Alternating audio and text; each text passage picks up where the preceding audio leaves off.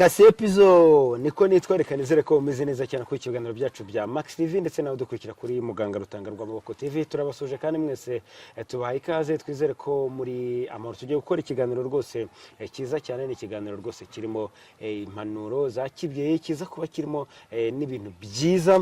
Mbashishikariza kuza kumva kino kiganiro mwitonze, mumeze neza cyane. So twice rero mu bicumbi, ni mu kigo nyarwanda cy'ubuzima bushingiye ku muco.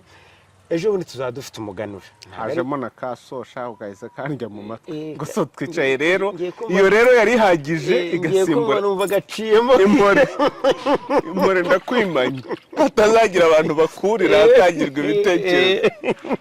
Yego numva gaciyemo kiruka. Yego tugiye kuganira na Nyagasani Imandwa nkuru y'u Rwanda. Hari ibintu byinshi cyane mukeneye kumva, ariko icyo nakubwira cyo nuko ushaka kuvunyisha ngaha mu bicumbi wahamagara kuri 0788514147 ni wonyine hano mu Rwanda umuntu ashobora kumenya ibijyanye n'ubuzima bushingiye ku muco. Mbere yuko nkomeza n'ibindi bintu, nazo ndi kubona inkuru mu kanya ku bitangazamakuru bitandukanye bivuga yuko abasore n'inkumi b'uyu munsi bafite ubwoba bwo gushaka kubera ubuzima buhenze hanze ahangaha, kubera uburyo ngo gushaka ntacyo bimaze, kubera bareba impamvu ituma bashaka bakayibura. Ndebyenda uravugisha ukuri, ntushatse ejo bundi, ariko ntabwo ari ejo bundi buri ubwo urubuto rwaje, kandi mwishyuke twarabakeje we. Twashimiye Imana y'u Rwanda n'abakurambere bacu batazima. Wabonye se koko nta cyo gushaka bimaze? Na iyo mbabona bose ngo mbabwirire rimwe. Utute reka twagagaze ahubwo tubabwira abo batinde. Byari mwabonye ko gushaka ntacyo bimaze. Na Max ubigiyemo ejo bundi. Iyi nyungu nzibona. Ngaswe twe. Oya ntabwo navuga ngo twabarusaziyemo, harimo abakuru cyane. Ejo bundi nahoze nganira n'injishe yanjye. Kuri uyu muganura tuzaba twizihiza isabukuru y'imyaka 106 ya sogokuru. Sokuruza Rutanga rw'Amaboko yashaje afite imyaka 104.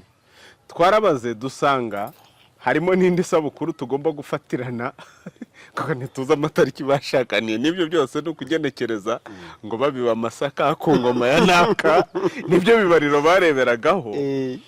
Ariko sogokuru ushobora gusanga ari ngo mu myaka 110 n'ingahe nayo tutazi.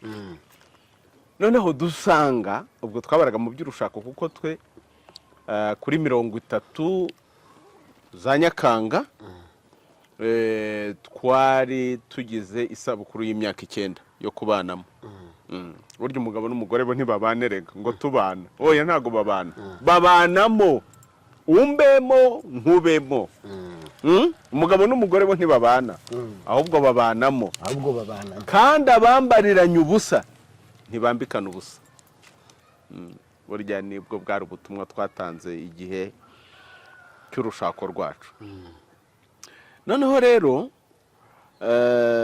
turareba dusanga sogokuru, ubwo ni sekuruza w'abana banjye, na nyogokuru bamaze imyaka 80 na injishi n'ukunda kumenya imibare akabizirikana babana 80 na ave Ergas wakira sogokuru. Sogokuru useke ugororoye, wishimire ko imfura yawe yagize ibigirwa. Abwa nge nasenya nte naheraye mvuga ngo urugo ntacyo rumaze. Wabuze icyo umara, ahubwo we ntacyo umaze uriho utariho. Ariko none barataka ngo ubukene ni bwinshi cyane ku buryo gushaka ntabwo byoroshye. Sogokuru ariho. Bukene rero burya nuko mutagitega amasunzu. We nundamukirize abateza amasunzu. Mu mutwe abantu babayibiraho nta kintu kirimo. Amasunzu ni ikimenyetso ko mu isambu y'umuntu nigize mbikubwira tuganire kenshi ari ibitekerezo bye. Niko sogokuru yambwiye mubaza iby'amasunzu batega, numva nanjye nzatega amasunzu kugeza aho zibaye izingara z'iminyinya. Nanze yuko kogosha byangiza uruhu. abantu bazabirebe muri iyo nyandiko umusatsi wanjye umuterekero wa sogokuruza. Hari abantu bibaza batari ko se buriya we umuca tubwira ibyo bisatsi ibyo byanwa byihorera ubuze icyatu cy'inka, aravuga ati icyo gicebe cyayo icyo gicebe cyayo kigenda gikabakaba hasi, ntabwo uzi ko ariyo mpimbaza bakamya. Agahimbaza umusyi burya akaba mu ngasire. Nuko ibi bisatsi impamvu bimera bitya nuko hari aho bimera, hari ubuzima. Nubona ahantu ibikuru rwose udapfa no kwinjiramo hari ubuzima, ariko nubona ahantu hari akara, ndamutse abantu bazanye uruhare imburagihe, harimo ikibazo. Rero amasunzu ni ikimenyetso ko isambu y'umuntu ari ibitekerezo bye. Mu bitekerezo by'abantu nyabyenda ubwo harimo ikintu umuntu utinyuka akavuga ngo urushako nta kintu abonamo, wese yavuye. Hari n'uvuga ati nashaka ariko nabyara ariko simbana n'uwo twabyaranye, akavuga ati ni stress biravunanye ni bla bla, donc agashyiramo akaguha impamvu ze nyinshi. Bla bla donc stress, umujagararo biragoranye n'ibindi. Nta kibazo. Ariko twebwe mu Kinyarwanda tuzi ko hakomeye ariho hava amakoma. Ko wanga hakomesha uzaba umugabo uti ndeba mu maso barako barera kanura gusa, kuko wowe uranga kujya mu bikomeye ngo nuko bikomeye. Nose uri mugabo ki? Sinakubwiye ko mu mutwe nta kirimo. Akomeye ni wava amakoma. Baza Barundi, ushaka umuce acika ijoro. Twegereje umuganura. Ushaka umuce acika ijoro. Umuce ni kakagage gahiye. Tumaze igihe tuvuga iby'ibigage n'urwagwa n'iki. Kugira ngo rero uzabone uwo muce cika ijoro ujye guhinga kare, weza amasaka, igihe abandi bazaba baganura utazaba wicira isazi mu maso. Umuganga banze kunganuza nshuti yanjye n'umuntu uzakuganuza ntazakuganuza kabiri, ndamba nkoroka. Kirazira kuganuza umuntu kabiri watagira ibigirwa. Ni nk'umuntu ugiye kurahura kabiri. Ntabwo bibaho mu Kinyarwanda. Iyo ugiye kurahura umuriro bwa kabiri barakubwira baturiyamburire. Ese wanyu mutera umwaka umwabatinde ibyo uhamura bigusame n'abawe. Utadutera umwaka, utaduterera iziko umwaka, ejo urumuri rwacu natwe rukazima, sibyo? Rero shaka umuce acika ijoro. Ushaka umubira babandi banywa kadahiye, ndabaramukije cyane abanywa gashera gasururu kakibira kumubira. Uwo ni wo mu Kirundi bita umubira, kakandi kavuze kazanye ifuro ryinshi cyane, keza cyane, gashinga mu muhehare. Noneho ngo ushaka umubira abira icyuya. None ko udashaka kubira icyuya kandi ugashaka ibyiza by'ababizi icyuya. Erega n'urwo rugo kurwubaka bisaba kwihanganirana, bisaba kumvana, bisaba ko ntushake kwirangira wowe wenyine. Ariko nanone ni bande bumvana. Erega impamvu wowe tuganira tukumvana bigakunda n'abantu bakabikunda, ubwo abantu bashyiraho twa dutima dutanu tujya turamukanya, nuko ufite ukunzi mfite uko nkuzi. Kavuga uti rutangarwa amaboko hari ububazo bw'amafuti ntajya kumubaza. Ntaye nkavuga ni Nyabyenda hari uko tuganira, kandi nkaguhamagara Nyabyenda nyine bidakuyeho kasi epizo niko nitwa, nanjye mbisubiyemo nta kibazo rwose. Nturese ngirene nese Nyabyenda nzakuyuhagira se? Nturese ko ari byo ukomeza kuvuga.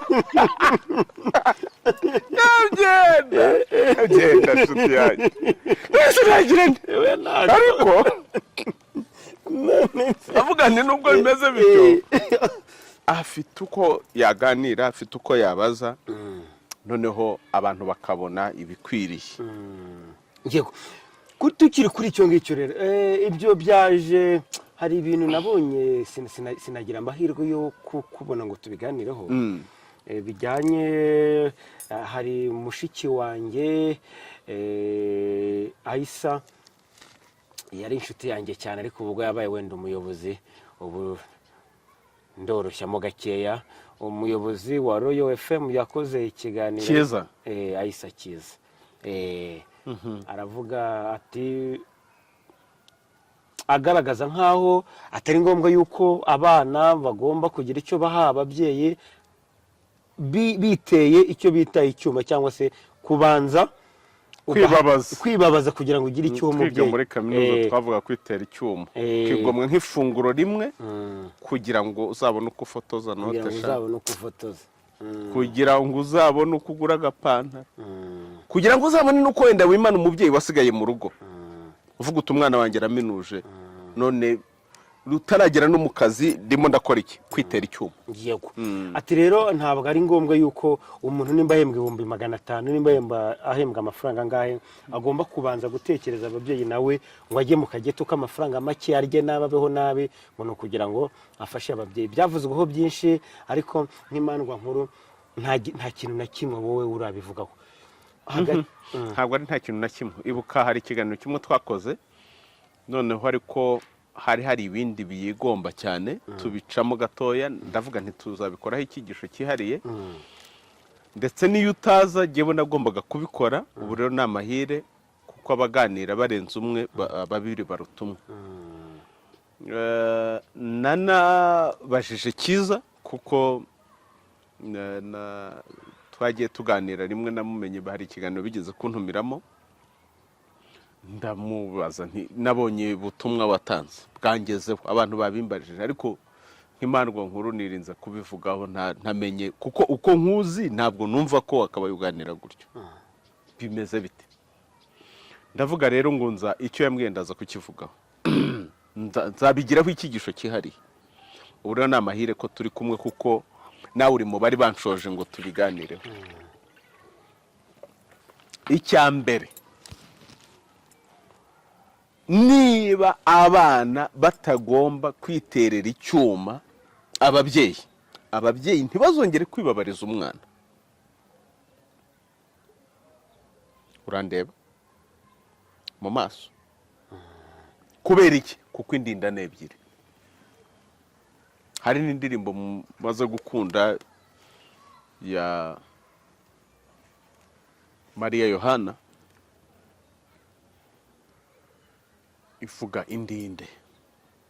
Ushobora kuvuga indinde cyangwa indinda, biravugitse byombi. Ni ebyiri rero, hari indinda dawe mubyeyi se na ndinda mwana.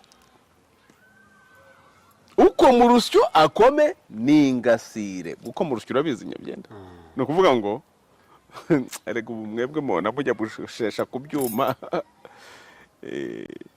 ariko ntabwo muzi bitarabaho urusyo uko bakurambere babigenzaga. Baritegereje bareba ibuye, noneho babona urutare bararukoma, ntibavuga gukubita, hanyuma bakuramo ikintu cyitwa urusyo, babyita gukoma urusyo. Ukomye urusyo rero ukarwikorera na Remera, uzi kwikorera urusyo ngo bamukoreye urusyo Remera kubi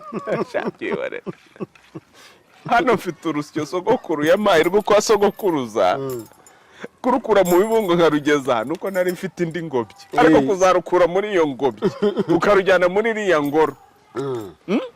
Hariho abantu bavuga ngo ariko ngo urutaka rw'amaboko kavuga ngo abantu baraminyoherereza, gisingira umwanya wo kujya kuri izo mbuga, n'ibyo banyohereza byose hari igihe ntabona umwanya wo kubireba, ariko urumva nka Nyabyenda tuganira mba nkwiye kureba ubutumwa yanyoherereje inde baba bahari. Ariko mu mupfumu ngo kavuga bakomeye ku muco ngo iwe hashya ngo tutabonye asohora ibibindi ngo asohora iki ngo abantu n'abatindi ariko tukabantu bazapfa ari abatindi. Abatindi ni mama ngo bagize batiki nose ibi bicuma nibye.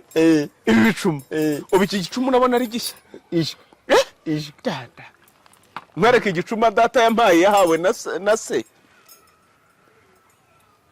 yahawe na sogokuru. Sogokuru uzana ko ukaba ukigifite. Nyifite hari Nyabyenda, inzu turayizi, ingoro haba hasi haba hejuru urayizi. Iki gicuma kirahari ntaho wagihuriza n'iki ngiki.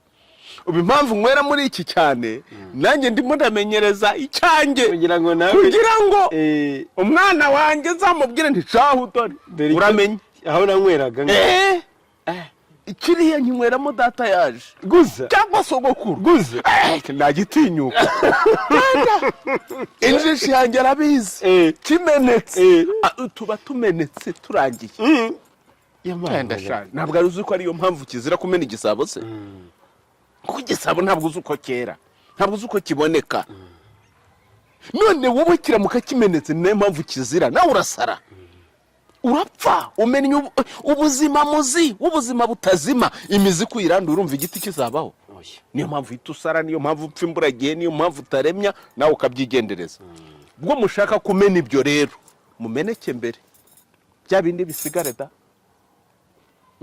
kuko ntacyo mwari kuzamara muri nkunguzi urimo kumva icyo kintu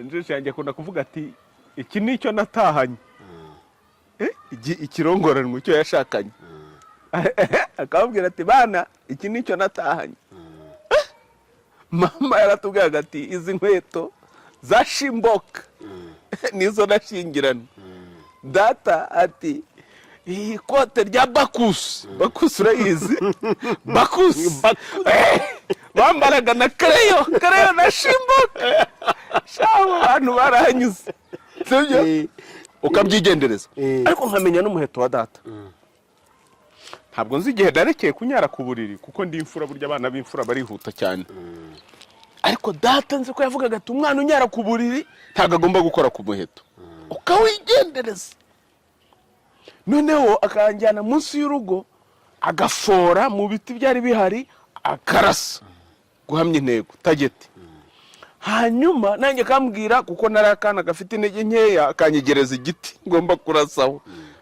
ariko ugomba ugihamye kirazira kurasa ku ruhande abantu baje kwisanga barasa ku ruhande gute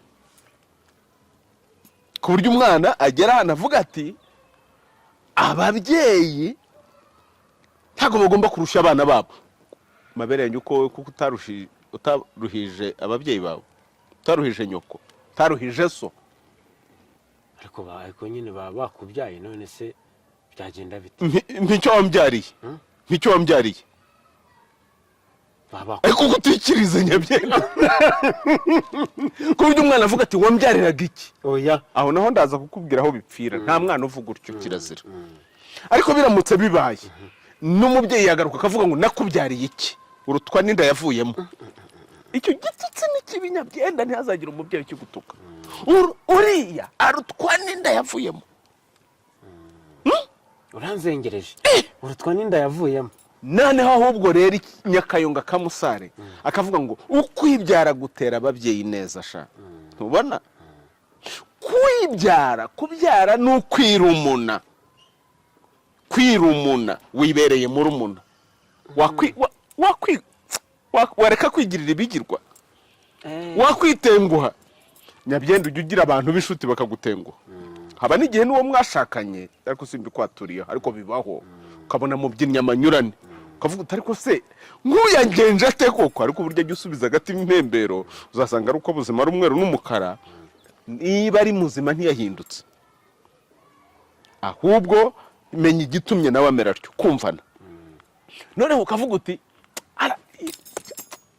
yawe no kubana n'abantu ntacyo bimaze n'iki mugabo ntaki umugabo arigira atari byose aya ntabwo ari byo ko benshi ariko bakunda kuvuga umugabo arigira yakwibura niba ariho bigeze wumva ikibazo dufite ntawigira wibuke u Rwanda ruzana iyo politike ni igihe amahanga yari aruheneye arumerera nabi urangije ruti noneho umugabo ntakesha niba bimeze bityo umugabo arigira yakwibura agapfa byaramabura kindi ariko naho tuvayo ubu ni mu kinyarwanda umugabo n'abandi mfite n'umuzimyamuriro witwa gutyo umugabo n'abandi ndamukunda cyane umugabo n'abandi hari n'abandi bitwa batyo kandi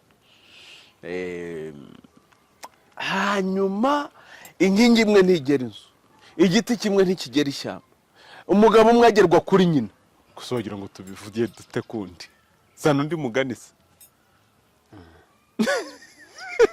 zana undi turebe kuki kino kintu cyabaye ikibazo kuki cyasakuje cyane ukabona bamwe baragishyigikiye hari abagishyigikiye aho niho mfite ikibazo aho niho mbonera yuko ibijya gucika bica amarenga. Aho niho mbona hari abagishyigikiye.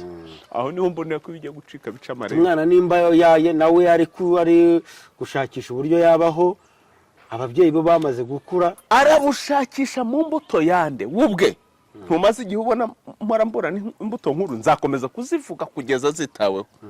Kandi reka mbabwire, ubutware bubishinzwe nibutagira ibigirwa. Aganire n'umutware w'ubuhinzi n'ubworozi, ubu wamukoreye mu ngata, nawe icyo gihe twari kumwe. Arabiza ndi mu mwenda wo kugira ngo dusubukure icyo kintu. Mutware ndakuramutsa cyane, kandi naragukeje, ahubwo ubwo butware urabizi. Ariko reka noyayo dufite uko tuganira. Nabwiraga abanyarwanda ko Rusibi aho ruzanyura, tugomba kubona igice cyerejwe imbuto nkuru. Nkuko tuzi ko hari igice cyerejwe imyumbati, ibigori, ibiki bitandukanye. Ntibihari muri land consolidation ibijyanye no guhuza gahunda yo guhuza ubutaka. Politike rega buryo no gushyiraho umurongo ngenderwaho. Nose uwo murongo kucyo gukura kuri nyirizina y'umurongo, aho umurongo uturuka. Izi mbuto zicitse, u Rwanda rwaba rucitse, tugomba kubona igice gihingwamo amasaka. Nibitaba bityo, ndajya gusaba umukuru rubereye mu ruharo, mubwire nti Nyagasani ndijeje nyine imarwa nkuru wemeye gusigara ku bintu abandi batakobwe batuka bumva ntacyo bikimaze, kandi ari byo muzi bibaremye. Ndema amaboko, nyimana, umpe umusozi, mpingeho, nsigasireho imbuto inkuru z'u Rwanda n'ibiti bikuru by'u Rwanda n'imiti. Ariko Nyabyenda, ntabwo ujya ubona inyoni ziraha. Izi nyoni kuzibona uzi ko bishobora kugusaba kujya nko muri pariki y'Akagera, cyangwa naho ntugire izo ubonayo. Hari izo udashobora kubonayo. Nayibonye naherukaga amatene mu myaka y'umwana kera cyane ndi uruhinja. None se hari ikinyoma se wabonyemo? Ntayo. Impamvu rero buriya inyoni ni ibinyabuzima bitabeshya. Iyo ikirere kigiye no guhinduka zirimuka. Hari n'iziva za Burayi nka kuriya bo bagira ubukonje, zikaza hano ibukama, ikami, imutimba, hano bise Afrika. Zikazongera zikasubira iriya. Hano inyoni zacu wabonye ko zihoraho. Warabibonye? Burya hazana za Nyirabarazana, hari igihe nigeze gufotora Nyirabarazana nzereka abantu. Nyirabarazana urazizi? Kaga turirimba ngo be Nyirabaraza wabyaye iki umwana umwe umwitande. Ntago ngiye kumuvuga, yazagira umwitande irindi noneho naryo tukarivuga warabyaye. Urabona ubunyoni buguruka gutya bwitwa uruhuri. Izi ziza aho ubuzima buri. Haherutse kuza sakabaka.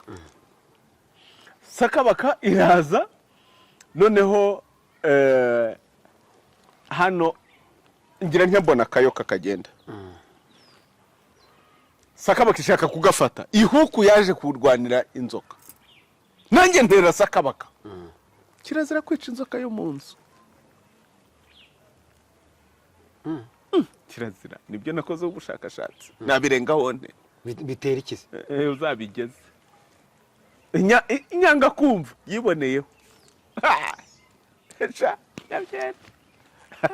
Mugira ibyo mukira nabyo. Nyabyenda. Nibishoboka wayiboneka gucika. Iteye ubwoba. Ariko muri abagomesha namwe muzicika. Ni ukuri. Nyamwanga iyo byavuye yimye wamuhaye. Buri urebye inzoka akamaro zimaze kugira ngo ibinyabuzima dufite bibyara ibindi nk'ibi biti n'ibiki byose ntago wabimenya. Inzoka z'ubundi igira ikihe kibazo? Ni mwe mufite ikibazo mu mutwe wanyu. Ngewe nizi bijyanye n'imitekerereze n'imyumvire cyangwa n'imyitwarire y'inyamaswa.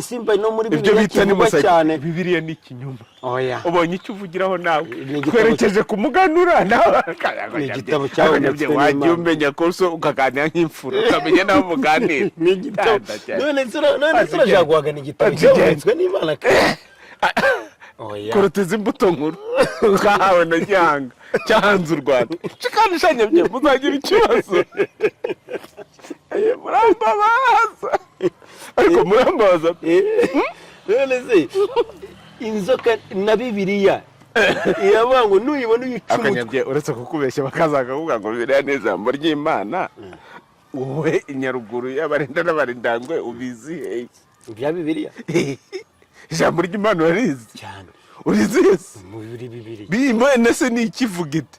Imana itavugira muri so ntivugire muri sokuru na sokuruza, iyo Mana ni Mana ki? Darambese ngaranwa mucyuka ngo ni mu by'umwuka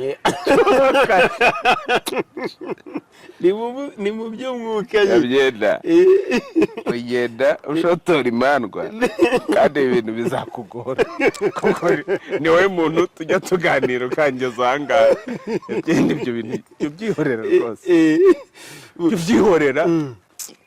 Reka tugaruke inyuma. Ushyigikiye we ko ababyeyi banyonyoza abana babo cyangwa babakamura nkoresheje ushyigikiye ko abana banuguna ababyeyi babo? Umwana natonka nyina zonka nde? Azogomba konka, agomba nyine. Naho rero sogokuru ngomba kumutura.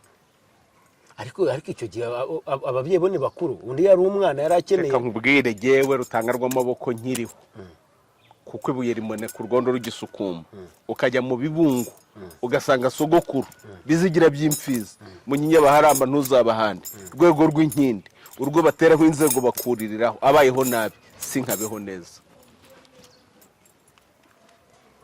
Ariko ubwo nk'uwo mutima ngukuraye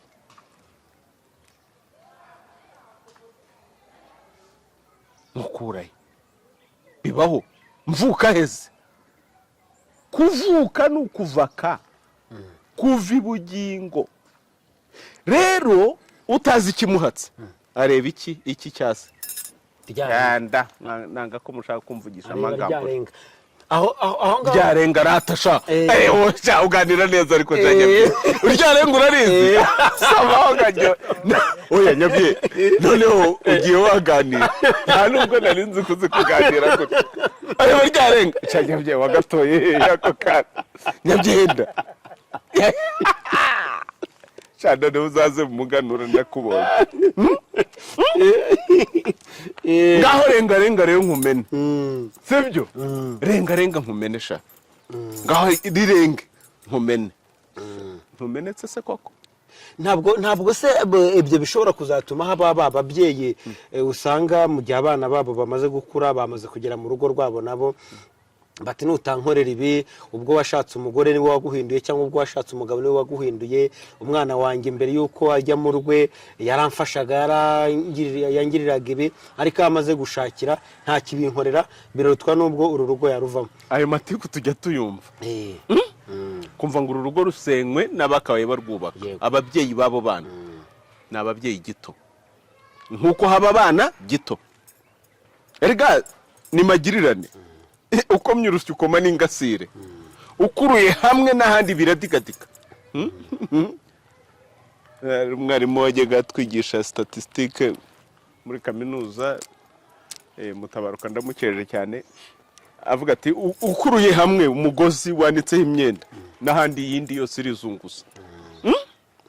Niko rero biba bimeze ibyo bita amavaleur cyangwa se ikintu runaka ukoraho n'ibindi bikagenda gutya. Urabona nka kuriya mu by'imishahara cyangwa ingengo y'imari bahindura akantu gato hano bavuga bati wenda abazajya mu zabukuru bazageraho kuri iyi myaka kandi noneho twongeye haya amafaranga. Ibi n'ibindi byose bihita bihinduka mu ngengo y'imari, ako kantu gato bibuhinduye.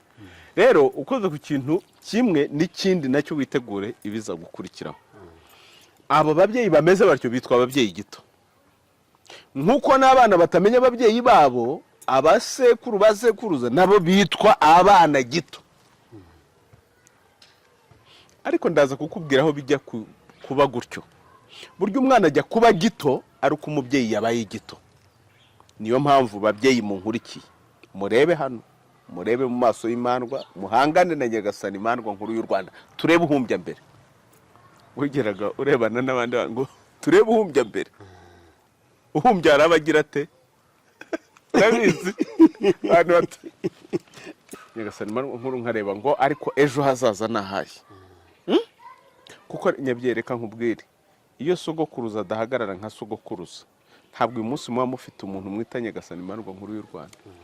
Ntabwo uyu munsi bashobora kukubwira ibintu nkubwira uzarebe n'ibyo tuganira nta wundi muzabiganira. Nawe urabizi, nawe urabizi cyane. Nicyo gituma abamaze kumenya cyangwa nanjye nkagira icyo mbamenyaho, nkavuga ntaba bantu bagira uko baganira, biragoye kugira ngo uwo muntu azansaba umwanya w'uburi. Bishobora gutinda ariko nk'ubu urumva ko iki kiganiro cyatinze, ariko iyi ngingo tukayigarukaho kuko yari ndaje shinga. Nibyo rero baturemyemo. Kirazira nta mwana ugera mu rugo ngo agende ntacyo umuhaye, n'ababyeyi bangaye bakibimenya. Nicyo gituma umwana akunda muri urwo rugo. Wa mubyeyi rero wamugize atyo nawe ntashobora gusaza nabi. Ntibishoboka. Mfite ingero nyinshi, mfite ingero nyinshi z'abaturanyi, z'abarimu, z'iki babonaga bakwirukanye ku ishuri kubera ko itushi nta tushi ufite kubera uko waritaye, kandi ugatinya guhinguka mu maso y'ababyeyi uvuga ngo nataye itushi. Wataye itushi uri imfura. Itushi urarita n'urubaho, urubaho ruranyagirwa, wowe wanyagirwa ahubwo ukabona, ariko urubaho ntirunyagirwa. Yabona ukuntu watokobwe, wagize wayatokomwe, ufite ubwoba bwo guhinguka imbere y'ababyeyi akakugurira itushi. Uwo mubyeyi ugira ngo wamwibagirwa? Ave niyongeze bene aho ngaho ndakeza ukamenya aho ubunyagasani buturuka. Ubwo rero Kiza we yambwiye ko ubwo nabamufashe nabi nyine babyumve, ariko simwejeje. Murebe icyo kiganiro genda avuga uko twaganiriye, ko sinari mfite umwanya wo gukurikira ikiganiro cyose yakoze. Noneho ndamubaza ntimbwira ko ari wowe tubivuganiye, ni nayo mpamvu ndashaka kugutumira ngo tuzaganira, ariko aba mu Kirosera ntibyakunda. Ariko ni noneho mbwira icyo washaka kuvuga. Arakimbwira ati unabivuzeho wagira uko ubivuga. Ati rero nashaka gukebura ababyeyi bigira nk'aho ibintu byose bazabigirirwa n'abana. Ubwo urumva ni nka bya byana byigiri nk'ibijwangajwanga. Sibona kubweze nuko mu rusyo ukome n'ingasire. Ibyo rero mwazareba mukareba ubwo butumwa niba ariho bwaganishaga. Ariko uko byagenda kose ntago wabivuga muri iriya mvugo Kiza, nawe mbabarire. Icyakoza nk'umuntu w'umutangazamakuru nanone haraho namugarukira, ashobora kugira ibintu kugira ngo asembure ikiganiro mpaka, kandi byagize umumaro. Ngo cyago ntukabure, cyago ntugahore. Ubuzima n'umweru n'umukara, no mu ijoro tubonamo inyenyeri zinyenyeretse. Kucyo warumbajije rero, yego ari nacyo dupfundikiraho.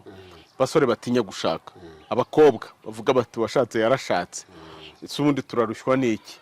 Tuzibyarira akana tukarera ubundi twirira ubuzima. Zakabyara hehe se ko atari ubwa mbere numva mbivuze kuri Max TV cyangwa kuri Muganga Rutanga rw'Amaboko TV? Zakabyara ku giti se? Genda ujye ku giti uvugane nacyo byareho umwana, nacyo kizakubwira ati garuka tumurerane. Reka nacyo kirera abana bacyo, kandi kugira ngo kirera abana bacyo nuko biyonsa, kirabonsa kugeza ubwishami uza ukarihwanyura kuri nyina. None se uragira ngo bigende bite ko umwana ari nyina nyankobwa? Gutinya rero bituruka ku kutamenya. Kutamenya nuko mutazi ibyiza by'urushako. Cyakubwira ibyiza mba mfite ubu ngubu ushaka cyanda byihorera cyane we. Ubuse hariya kuri kamera haba harinde, we wazanye umukameramani gendi kumwe n'injishi yanjye sha nkagukunda cyane byombero by'umudeni, nabo kuri Max TV bazabimenya cyanda sha. Ufite umukameramani uhemba mwirirwa mushobora no gushwana avuga ati nta cyumpa kandi mbona Max TV zamuka. Ngewe hano n'injishi n'umuheto, kandi umwambi burya nawe arasa mukiri ku ntobo ntakuca ku ruhande. None se izo ngabo n'ingabirano wazangute. Ariko bisaba icyo sogokuru yambwiye kitwa iremo. Ibintu byose bigira iremo, bigira ihero, bigira ifato n'ifatizo. None se mufatiye ku ruhero ufatizo? njye rero nkakubwira sogokuruza rutanga rw'amaboko rwo nterekera ubu ngubu yashaje afite imyaka 104 namusanganye na nyogokuruza bene inzu mpabuka. Uwo nita nyogokuruza tata yarambwiye kandi bivuga uyu munsi ndi imandwa nkuru aterega burya ntabwo ari we nyogokuruza bwite. Nyogokuruza bwite yitwa Karuta Suzana Nyirambibi. Niko yambwiye uwo n'undi mugore sogokuru yari yarashatse nyuma y'uwo nguwo kandi ari murumuna w'uwo fasha genda nkabikunda cyane sogoko ko murumuna wanjye apfaka yakiri muto none tumugeza dute ari umugore shawubwira umugabo we arengera murumuna we sogokuru ati none uragira ngo bigende bite sogoko agiye kwandagara koko nkutagira babo umfasha imfura bati sogokuru ati ko ari wowe rero ubisabye ngaho gira ibigirwa burya abagore bakuru nibo bubakira bato aramwubakira ariko nawe ni ndinde byirerega akamenya ko aje kuba umuja wa mukuru ntoze ngo wishyire imbere ko atari wowe nta nubwo ngo ukisa neza ngo ngesa neza usa neza atari jewe washya nowe sijye kwitangiye keza uvuka sha urumva imfura ni bande babanira n'abaryo kandi murajya mu ijuru cyari iryo juru ritari mu magirirane muzagende munsi rujya mu ijuru ntaho njyagewe ndi muri uru Rwanda ni nayo mpamvu ubona bavuga n'imbuto nkuru azo ntimuzikoreho nimuzikoraho twajya mu rugendo koko turajya hese yego reka dupfundikira aha ngaha rero tunabashimire cyane mwese kwa turi kumwe mu kiganiro. Ni ikiganiro kirimo amasomo menshi cyane ndetse n'inyigisho z'ubuzima umuryango wacu nyarwanda. Mushimire cyane ku kiganiro cyiza aduhaye, mbashimire namwe twa turi kumwe mu kiganiro. Of course kasi episode that's my name Kabu. Imana y'u Rwanda ihorana namwe.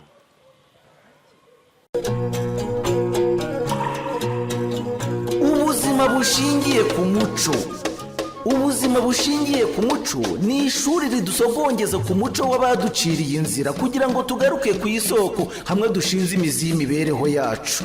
Ntawe ushidikanya ko umuco wacu ari igicumbi cy'ubukungu tuvomamo ibisubizo ku buzima bwacu bwa buri munsi. Ahari uzumva ubutumwa butandukanye n'ubundi, uzumva umwuka w'ubuntu wongeye kugaruka muri wowe, uzongera kumva icyo kuba umuntu w'i Rwanda ari cyo, uzongera kumva iki kintu cy'i Rwanda ari cyo, iby'imbuto nkuru z'u Rwanda abantu barinda ubuzima bwabo, uburo, amasaka, isogi n'inzuzi. Kurikira ibi byigisho maze ukiranuke n'ibikubuza amahwemo. Nta muntu uratugana avuga ngo yagize ikibazo cy'amarozi uko yaba ameze kose, bibi biryano, bibi bitegano, bibi bitongerano, bibi bihuherano, ngo maze ntitumenye uko tumugenza. Oya ni ukuri namaze imyaka 2 mva mfite n'ikibazo cy'umutwe ukomeye n'umugongo, ariko ubundi muzima rwose. Amavuriro yose narayirukanse ngarutse mu by'iwacu nisanga nkizi icyago. Nibaza rero ko urugendo rutanga rw'amaboko yakoze ari ukubanza kumenya ikibimutera. Ubuvuzi twatangije ni ubuvuzi buvura umuntu uko yakabaye wese nyuma y'igisobanuro gishya cy'umuntu, kuko nasanze abakurambere bacu bari bazi umuntu no kurusha twebwe tuvuga ngo twaramwize.